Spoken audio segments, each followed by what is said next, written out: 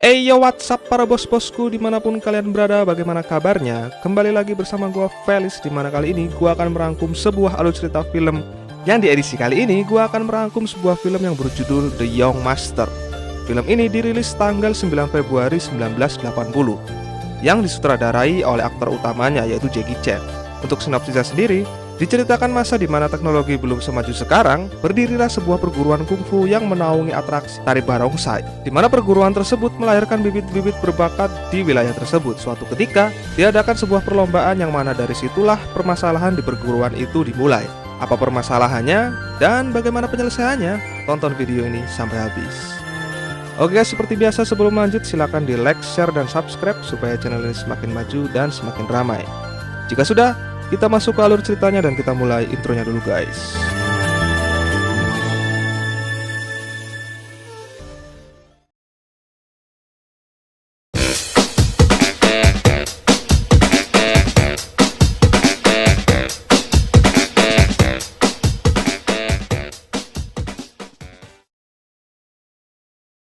Oke, di awal film kita akan diperlihatkan kehidupan di dalam sebuah perguruan, yang mana semua tengah disibukkan untuk persiapan perlombaan barongsai.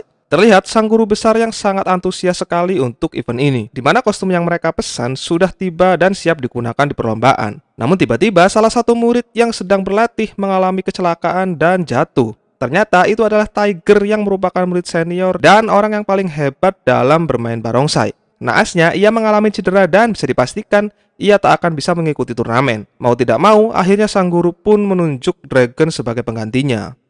Perlombaan pun dimulai di mana kontestan yang mengikuti terdiri dari dua perguruan. Perguruan pertama yaitu perguruan Jingfung yang akan diwakili oleh Dragon. Sedangkan dari perguruan lawan yaitu bernama Waiyi. Setelah siap, atraksi pun dimulai.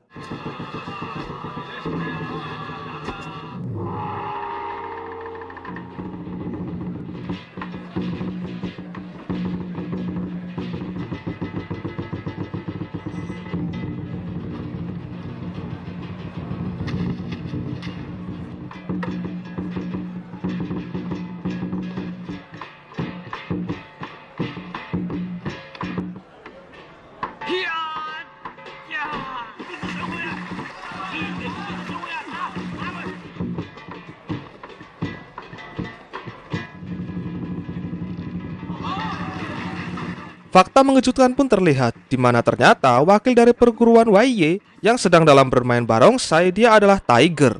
Dragon yang mengetahui itu sontak menjadi kaget dan bertanya-tanya mengapa Tiger bisa berbohong dan berpihak pada lawan.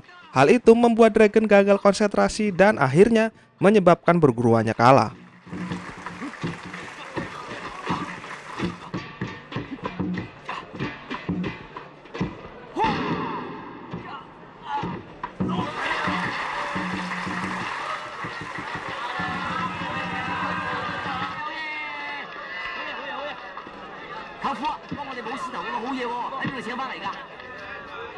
Di sini bisa terlihat bahwa Tiger melakukan itu semua atas dasar uang semata. Terlihat ia menerima bayaran dari perguruan sebelah, setelah itu langsung kembali ke tempat asalnya dan bersandiwara kembali seakan-akan dirinya benar-benar cedera dan tak pergi kemana-mana. Atas kekalahan yang diterima, membuat sang guru marah lalu menghukum Dragon.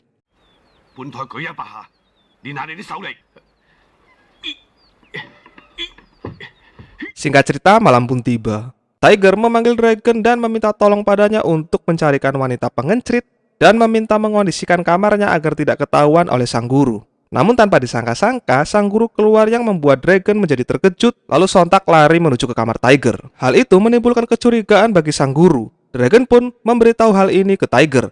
Dengan cepat, Tiger pun pergi dan segera Dragon menutupi wanita tersebut. Tetapi itu percuma saja karena nyatanya wanita tersebut tak kuat lama-lama disembunyikan. Alhasil, gurunya pun tahu. Sang guru sempat memarahi Dragon karena membawa wanita. Namun saat hendak memaafkannya, sang guru melihat adanya sebuah amplop dari perguruan sebelah yang membuat emosinya meningkat dan bertanya-tanya. Awalnya, Dragon enggan memberitahu apapun.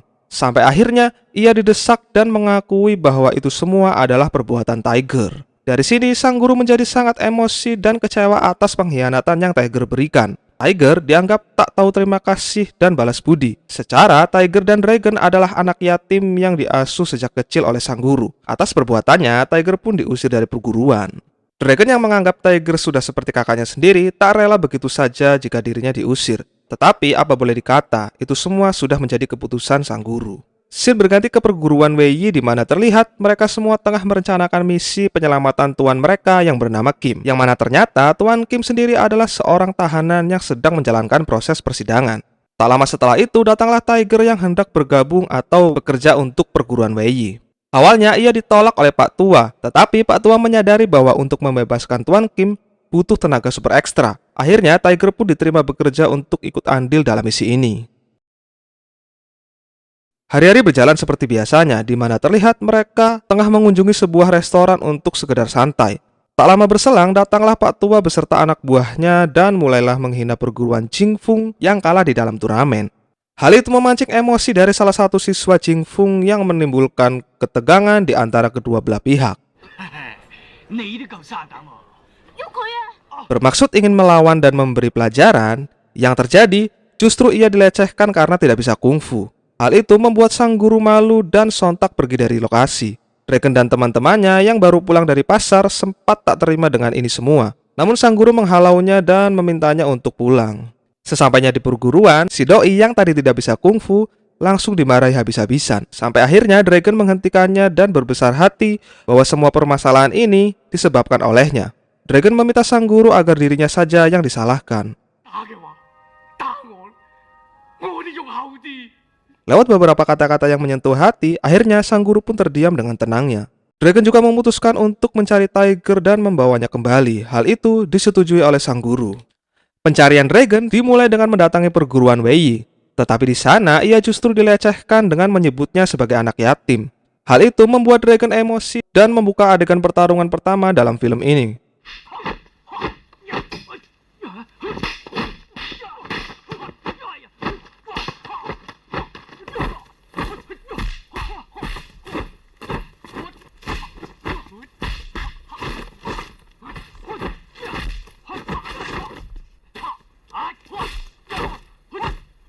Pertarungan pun terhenti dengan dipisahnya mereka berdua oleh salah satu guru di perguruan itu.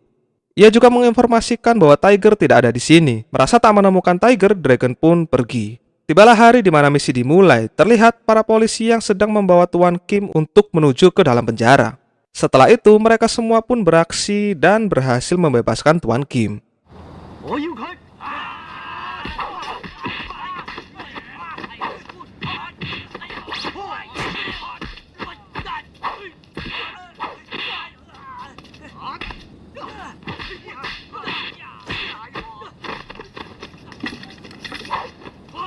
Di sini kita juga akan diperlihatkan betapa tangguhnya seorang Tuan Kim dalam mengalahkan para polisi tersebut.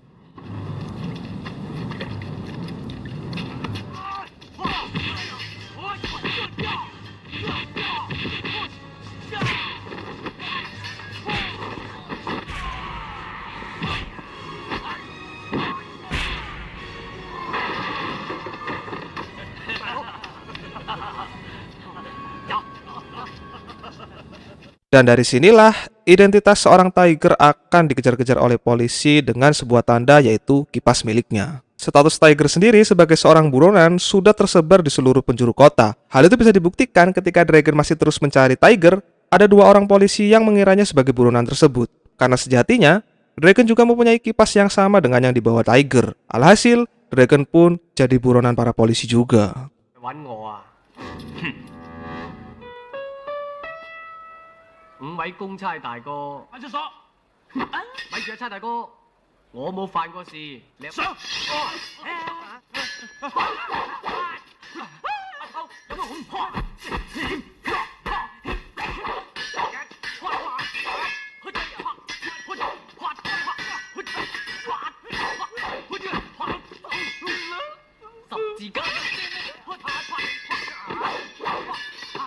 Merasa tak kuat meladeni Dragon, membuat salah satu polisi tersebut pergi menuju ke rumah komandannya. Namun setibanya di sana, sang komandan tak ada di rumah. Yang ia dapati hanya ada kedua anaknya. Masing-masing dari anak komandan sendiri bernama Sam dan juga Noname. Polisi tersebut langsung menceritakan kepada mereka berdua bahwa ia sedang dalam proses menangkap seorang buronan polisi, yaitu si kipas putih. Tetapi Sam yang mendengarnya merasa tak percaya dengan omongannya dan memutuskan untuk membantu anak buah ayahnya untuk menangkap Dragons. Saat bertemu, Dragon pun dibuat kewalahan dengan kungfu yang Sam miliki.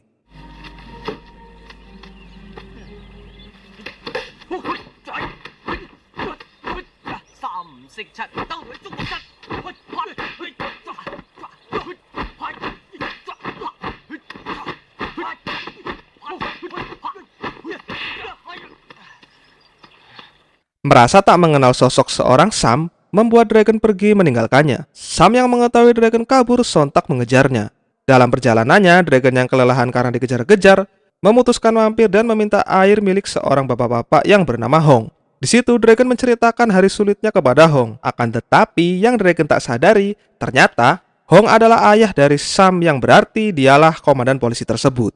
Hong terus menyindir bahwa dirinya di sini sedang menunggu kedatangan seorang kipas putih. Tetapi Dragon yang tak tahu apa-apa malah menyangka bahwa orang yang Hong tunggu adalah Sam yang kebetulan sudah sampai ke sini. Merasa sudah ditolong oleh Hong, Dragon pun kembali bertarung dengan Sam.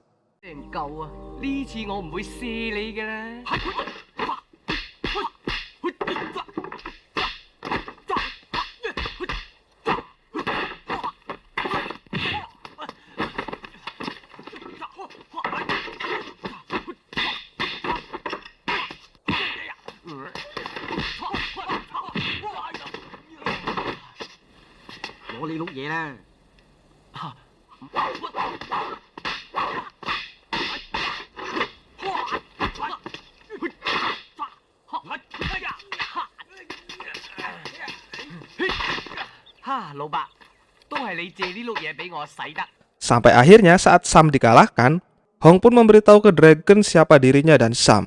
Mendengar hal itu, Dragon pun langsung terkejut, lalu pada akhirnya Dragon berhasil ditangkap.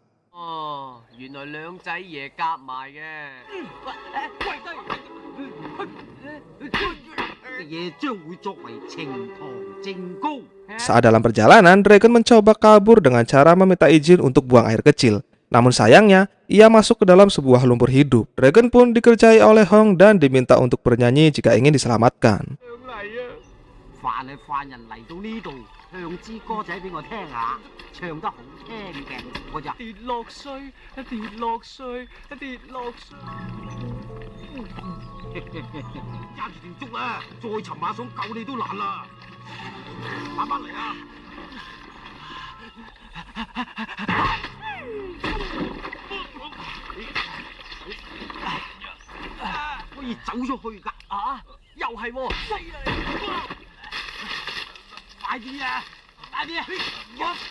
Dengan keadaan terbalut lumpur, Dragon pun singgah di salah satu rumah warga untuk menumpang mandi. Tetapi tanpa Dragon ketahui, itu adalah rumah Komandan Hong. Di mana pada saat Nona Mei pergi ke pasar, di saat itulah Hong kembali dan menyangka bahwa itu bukanlah Dragon, melainkan anaknya sendiri yang bernama Sam. Begitu pula Dragon yang menganggap itu adalah adik dari Nona Mei.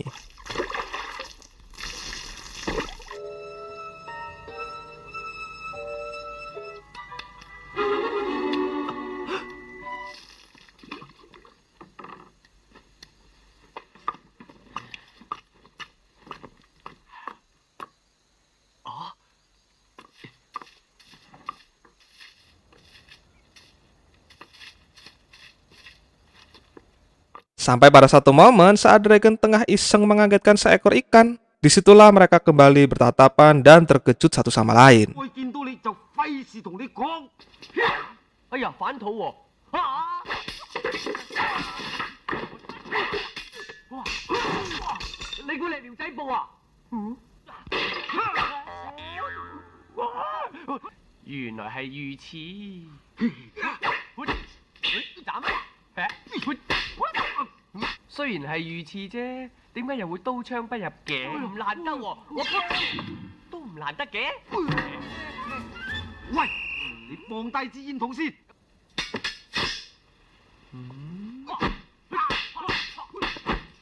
Nona Mei yang kebetulan sudah pulang dan mengetahui ayahnya diserang, membuatnya mewakili sang ayah untuk melawan Dragon.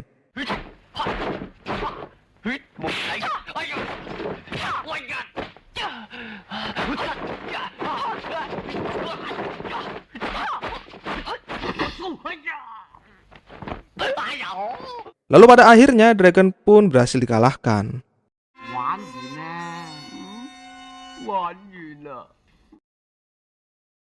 Keesokan harinya, Dragon segera dibawa ke kantor polisi. Namun di tengah perjalanan, Dragon mencoba melarikan diri. Tetapi hal itu percuma saja, karena semua trik Dragon sudah terbaca oleh Sam.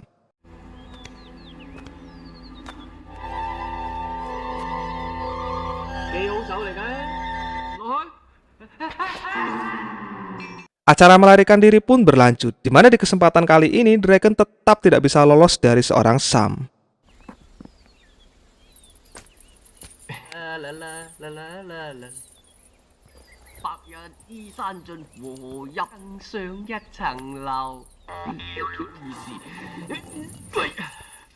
Di satu sisi, Hong yang sedang dalam mencari air minum, ia mendapat kabar dari Pak Tua bahwa si kipas putih akan merampok sebuah bank jam 5 sore.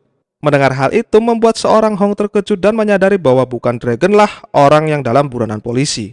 Hong dan Sam pun bergegas menuju ke lokasi dan meninggalkan Dragon. Fakta mengejutkan pun terlihat, di mana Pak Tua sengaja melaporkan aksi perampokan yang akan mereka jalankan karena nantinya mereka akan menjebak Tiger agar Tiger dijadikan tersangka seorang diri. Namun hal itu tak sengaja diketahui oleh Dragon. Dan pada saat aksi perampokan selesai lalu mereka berhasil membawa emasnya, disitulah Tiger dikurung dan ditinggalkan. Akan tetapi saat mereka keluar, seketika mereka berdua sudah disambut oleh Dragon yang menyamar sebagai orang tua.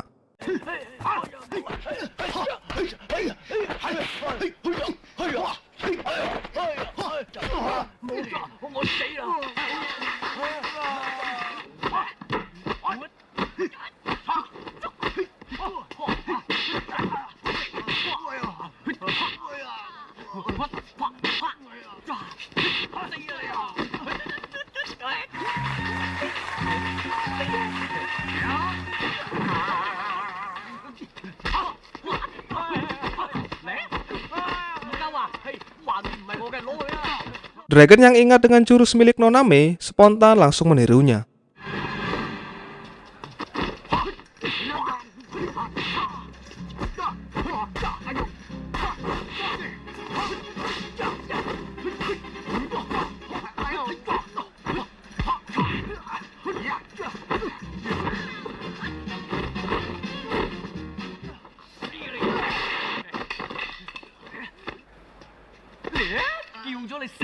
Sampai akhirnya polisi datang dan meringkus mereka berdua. Sementara Dragon berhasil membawa Tiger keluar dan menyampaikan pesan ke Tiger bahwa sang guru sudah menunggunya untuk pulang. Namun agar itu semua bisa terwujud dengan nyaman, Dragon akan membawa Tiger terlebih dahulu ke kantor polisi agar nantinya bisa dicabut tuntutan. Tetapi saat bertemu dengan Hong dengan tegas tak akan membebaskan Tiger begitu saja. Jika ingin Tiger dibebaskan, Dragon harus bisa menangkap Kim beserta bukti curiannya. Tanpa pikir panjang, Dragon pun langsung mencari keberadaan Kim lewat informasi yang diberikan Tiger. Di satu sisi, Pak Tua sendiri juga dikhianati oleh Kim dan mengambil semua emasnya tanpa membaginya ke Pak Tua. Lalu Kim pun mencoba membunuh Pak Tua dengan melemparnya dan di saat itulah Dragon muncul. Lalu pertarungan terakhir dari film ini pun dimulai.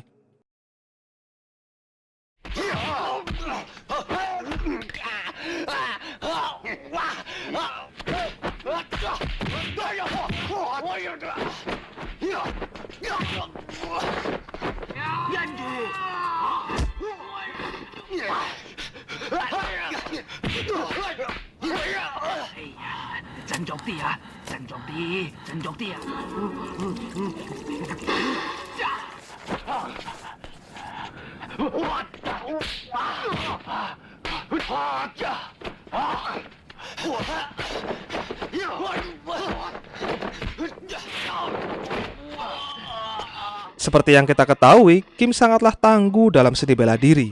Hal itu bisa terlihat di mana sedari tadi Dragon terpuntal-puntal dibuatnya. Akan tetapi saat Dragon diberi cairan yang ada di dalam pipa milik Pak Tua, seketika tubuhnya menjadi sangat kuat dan mampu mengalahkan Kim.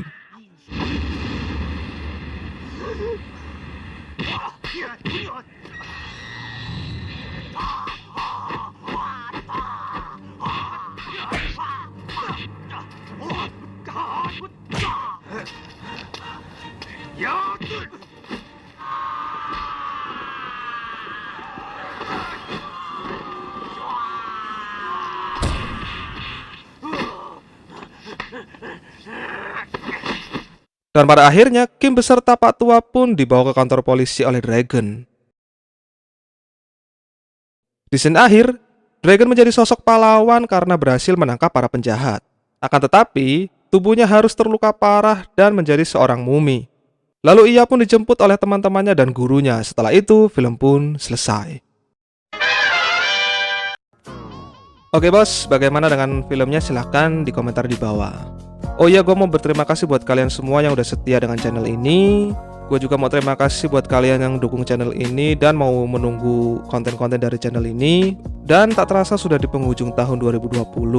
Dan sebentar lagi channel ini akan genap berumur 1 tahun. Banyak sekali lika-liku dan perjuangan yang udah gue lewatin selama setahun ke belakang. Dan gue mencapai angka segini pun udah sangat bersyukur. Karena kembali lagi, gue bukan siapa-siapa ya. Gue hanya mencoba melakukan apa yang gue bisa. Itu aja sih. Ya gue berharap sih di tahun-tahun ke depan channel ini bisa semakin maju dan bisa lebih menghibur kalian semua yang menyaksikannya. Ya intinya sih gue berterima kasih kepada kalian semua. Semoga apa yang kalian kejar bisa tercapai semua. Oke bos, sampai ketemu lagi di 2021. Buat yang udah request tapi belum dibuatin, sabar ya. Pasti bakal gue buatin kok. Selamat tinggal 2020. Selamat datang 2021.